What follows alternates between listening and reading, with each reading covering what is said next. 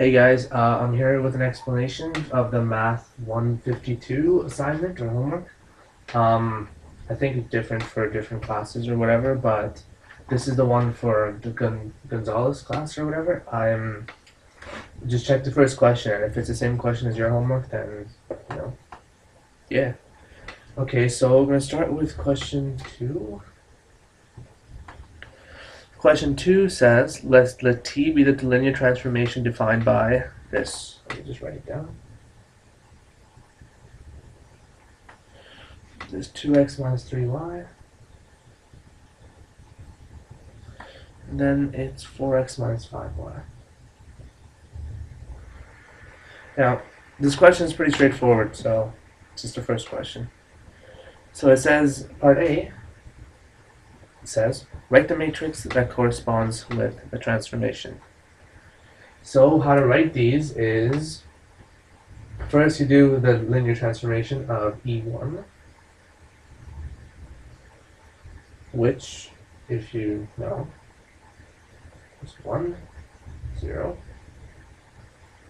So you take x to be 1 and y to be 0 and do the transformation, and you end up getting 2, 4. Next, we take linear transformation of 2. This you end up getting -3, -5. That's square. The transformation is just E1, 2. So it's 2, 4, -3, -5.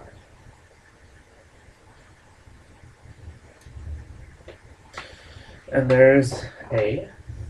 Now I'm going to move down to B.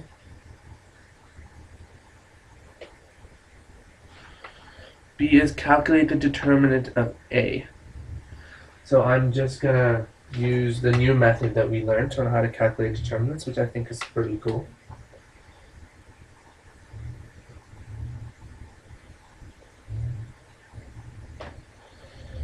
All you got to do is take this to upper triangle form,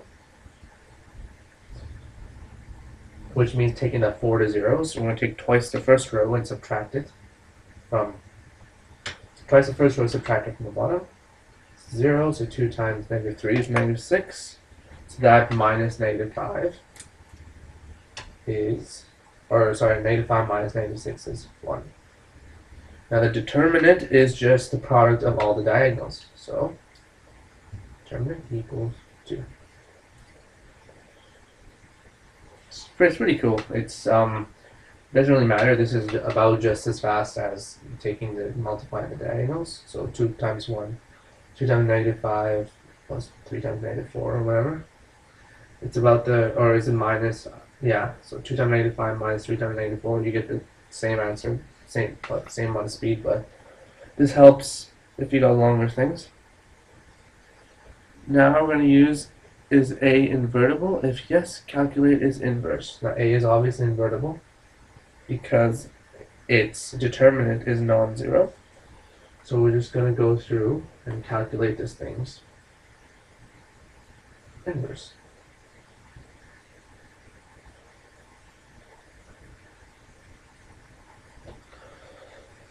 Here we go. So we're just going to divide the top row by 2.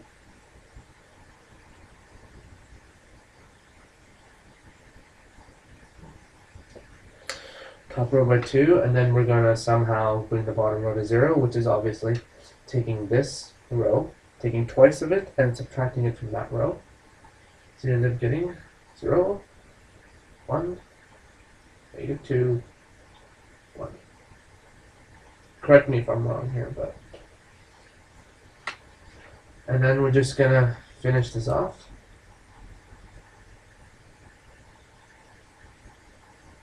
So obviously we've done nothing to the bottom row. And the top row, we just need to figure out how to take this to 0, which is multiply, hold on. Let's multiply this row by 3 over 2 and add it to this row. So this by 3 over 2 is what? 3 over 2. That's minus 6 over 2. When add this, you get minus 5 over 2. And this times 3 over 2 plus that is just 3 over 2. So our final matrix here, negative 5 over 2, negative 2, 3 over 2, 1. There. So that's the answer to question 2. Now I'm going to move on and do question 3, and that is all I'm going to do for this video, because I don't want it getting too super long.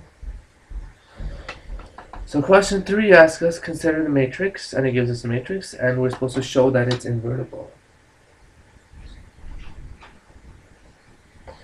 So obviously definition of the inverse is just whether a determinant is non-zero or not. So all we gotta do is calculate this thing's determinant.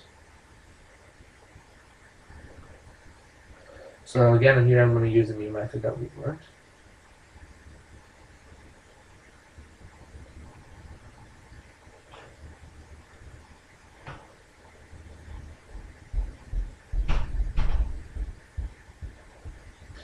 And because the determinant is negative, because it's 0, it doesn't matter if it's negative or positive. So I'm not going to keep track of whether I'm changing rows, because the only thing you can do with the determinant by doing row operations is changing the sign. So I'm not going to keep track of that. Oh, well, I guess you could pull out a constant, but I'm not going to do that either. So I'm just not going to keep track of the sign, because it's going to be 0 in the end anyways. So I'm just going to row reduce this. So I'm just going to start with first row, or first column. So to do this, I took 5 times the first. So to get this to 0, you take 5 times this, add it to this, right? So you get 1 here. And this is 10, negative 11 plus 10, negative 1. Sorry, this is a 2. Because 7 minus 5 is 2. So here we take twice this and add it to this. So this is 3 minus 2. And this is negative 5 plus 4.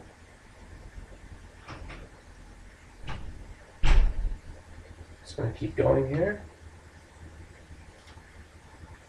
Start writing a bit smaller too, actually. So first, I'm just going to leave the middle row as it is, and I'm going to divide everything by 2 to get the 1 in the middle there. I'm going to leave these. Oh, that should be a 1. And I'm going to already reduce these down to 0. Now all we got to do is think, how do we get this to 0? Well, we just take a new row and add it to the old row. Up over here. So take a new row, add it to the old row. So this is going to be 1. So this is going to be 1 plus negative 1. This is 0. And this is going to be negative half plus 2. This is going to be 3 over 2. Right? Yeah. And come on there. Okay, so if we now take, now the bottom row, this row doesn't really matter anymore. It's just 1. Right? So there we go. Now we row reduce it to lower echelon form, and the determinant is just the product of the diagonals. So this is negative 1. So it is invertible.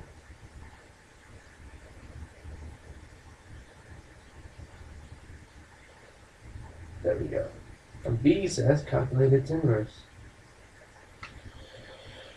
So good fun. Let's go through all that all over again.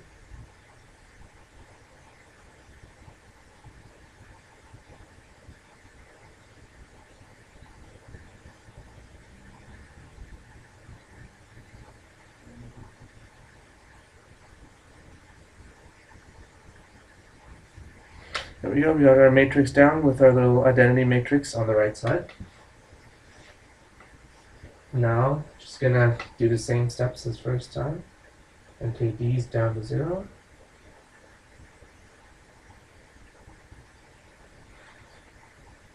And if you do that, you end up getting a 2 here, negative 1 here. Notice that this is still the same as this. Now all we gotta do is replicate the steps here. This is 5, 1, this is 0. Same thing, we gotta take 2 times this row, add it to this row, so we get 0, get 1, get negative 1. So now it's the same as this, but now we just gotta look at the right side as well. So it's 2 times the first row times this, it's 2, 0, and then 1. There you go. So if we just keep going, doing the same steps, I get 1, 0, 0, 1, 0, 0. There you go. And since we're going to be using the middle row is not going to change. Well, no, we're going to divide everything by 2.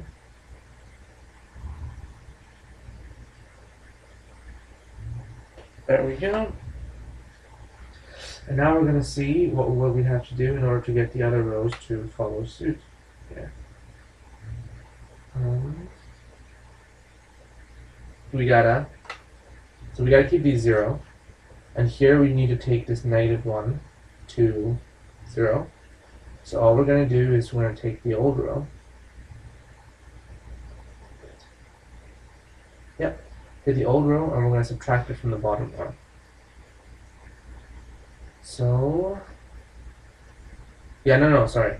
What am I thinking? Sorry, I'm really weird right now. We want to get this to 0, so we're going to take the new row and we're going to subtract it from the old row. Get 0, get negative half minus 1. So negative 1 minus negative half, it's just minus half. Here. And then we got new row minus old row, which is 4 over 4, minus 5 over 4 is minus 1 over 2. And 0 minus a half is just minus half. And well, it's just going to be a 1 there. And look, the same thing here. You want to see how to get this to 0, so we're going to take the new row and we're going to add it. So that gives you a 0. We're going to go 2 minus a half, which is just a half. Wait, sorry, 4 over 3 over 2. Because 2 is 4 over 2. Now we're going to take 5. I'm going to take this row and we're going to add it to this. This is 2 over 2 plus 5 over 2 is 7 over 2. This is just half. This is just 0. And now we're just going to keep going. And I'm just going to, I'm just going to write out the last step. I'm pretty sure you guys can figure it out. I'm trying to save time here. But once you repeat the steps for the last row as well, you get 1, negative 1, 1, 1, 3, negative 1, negative 2. There. I guess I need to quickly go over. It's not too bad. If you just take this row and divide it all by negative half, you get 1, 1, 1, and then the inverse of negative half, which is negative 2. Now here, we're going to take this to 0, so we're going to subtract it. So we're going to subtract this from this. So we're going to move 5 and a half, 5 halves minus a half, which is 6 halves, or 3. This is just going to be half plus a half, so 1. So we're going to subtract 1 from 0, which is negative 1. Now back here, we're going to take 3 times the bottom row, and we're going to add it to this row. So 3 times this row, add to this row, is just 7 halves minus 3 halves, which is 4 halves, which is 2. And then we got 3 times this. So 3 times this and add it to that.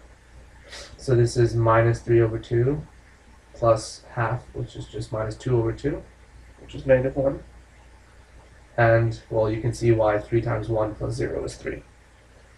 So we end up getting our matrix to be 2, 3, 1, negative 1, 1, 1, 3, negative 1, negative 2, 3, sorry. And it's going to do C quickly as well here. This is just going to be the inverse, which we just calculated.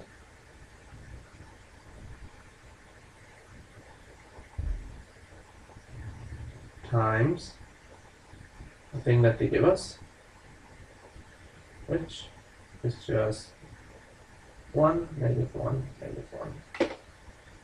And there we have it.